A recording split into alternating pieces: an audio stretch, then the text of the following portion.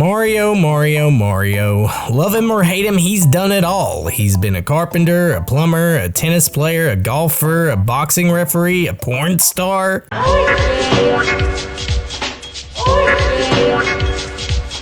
And you may be wondering why this exists. Because it's the fucking internet. Of course it exists. But that's not what we are here to talk about.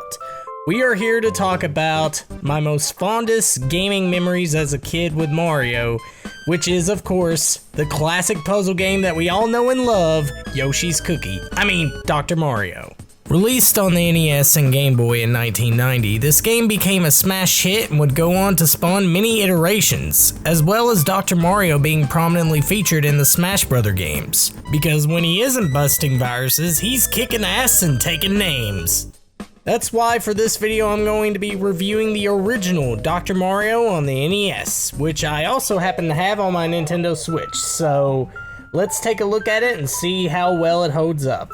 So when you start up the game, you're greeted with the iconic title screen, and seriously, what's there not to love about this title screen? You have the animated sprites, you have the catchy music, and that green checker pattern background. Because it's the 1990s, and everybody knows that checkered pattern backgrounds are radical.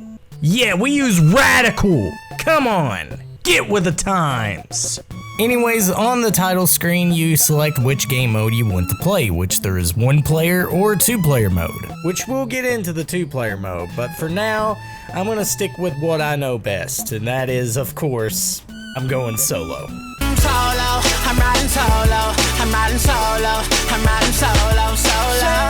There really isn't much given in terms of story. According to the instruction manual, Mario decided to become a doctor and work in the Virus Research Center at the Mushroom Kingdom Hospital, which as expected, things go wrong and viruses bust free, thus Dr. Mario has to use his trusty Mega Vitamins, a medicine of his own invention, wrap your head around that one, to prevent the spread of this outbreak. And yeah, I realize that sounds like a lame premise for a puzzle game, but come on people, it's a puzzle game. You're not gonna get any grand story out of this, especially in a Mario game. Come on people, when have you realized that? As for the gameplay itself, it's pretty self-explanatory. Much like in the vein of Tetris, it is a tile-style puzzle game where Dr. Mario throws pills in a bottle filled with viruses. You control the pills that Dr. Mario throws by using the D-pad and pressing A to flip them around. The objective here is to match the pill with a correctly colored virus, which there are 3 colors, red, blue, and yellow.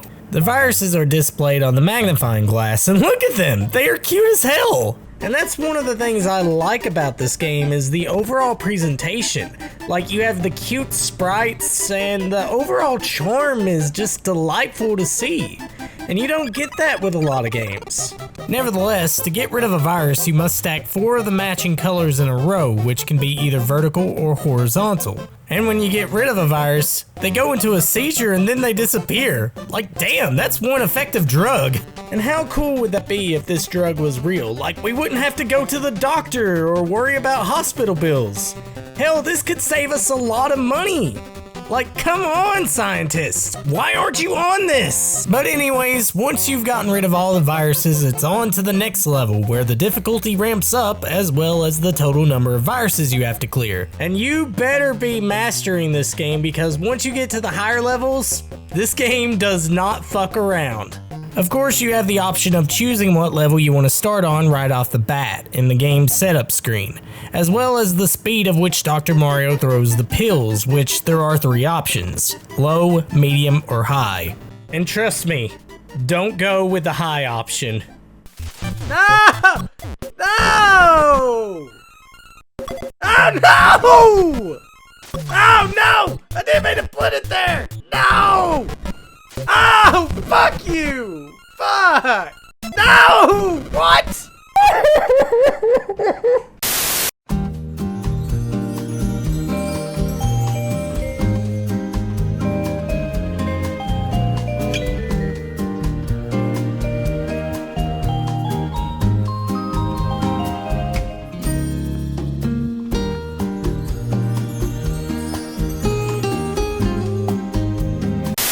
Anyways, where was I?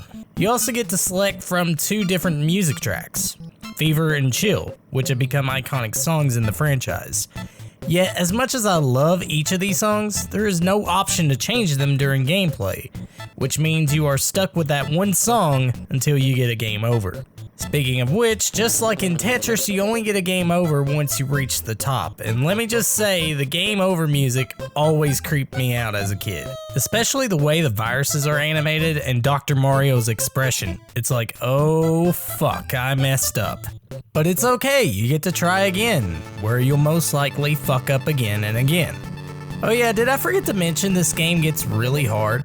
Especially when you reach the higher levels, where one simple mistake can ultimately lead you to a game over.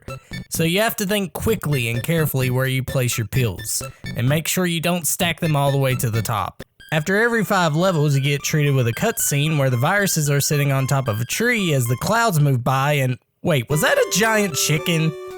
Alright, I gotta lock the door and... Whoa! What the fuck? Is that a giant chicken? Damn, did I just hit my head this morning?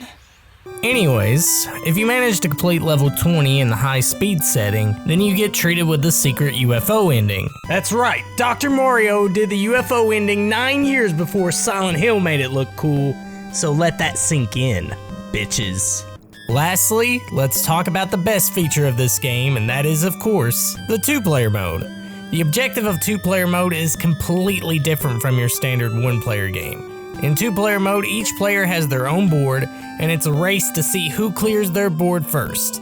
The first person to win 3 times wins overall. And this is the mode where you can be an asshole to the other player. By causing chain reactions or simply clearing multiple viruses simultaneously, you can cause capsules to drop on the other player's field, thus screwing them up big time. As a kid, this mode right here costed me so many friendships and so many broken controllers, but fuck, it was so much fun. But regardless whether you play this game on 1 player or 2 players, Dr. Mario is a very addictive puzzle game. Like, no joke, I ended up recording like 2 hours of footage for this review, and I just couldn't stop playing it. I don't know what makes Dr. Mario such an addicting game, but overall it's certainly a game that doesn't get boring. And I guess that's the reason why I liked Dr. Mario and Tetris as a kid, because they were fun games despite being puzzle games, and they were really fun and easy to get into. Hell, there really isn't much that I can complain about with Dr. Mario. The controls are simple, it still runs without any issues, the graphics and overall presentation is delightful to the eyes, and the music is catchy and has become some of the most iconic music in gaming. So I don't see any reason why you shouldn't pick up this game unless you're just not into puzzle games. But if you're looking for an addictive puzzle game and you're a Mario fan, then, pun intended, Dr. Mario is your fix. Now, you can find copies of Dr. Mario on the NES for like $5 on eBay, but if you can't find a copy, you can easily play the game on your Nintendo Switch if you have a Nintendo Online subscription. And if you don't have the Nintendo Switch or Nintendo Online subscription, then you can play the game on your NES Classic if you have one of those. And honestly, it doesn't really matter how you play this game, just play it. Because Dr. Mario is one of the best puzzle games you'll ever play. And that's gonna be it for my review of Dr. Mario. And stay tuned for next time because we're gonna be taking a look at Resident Evil.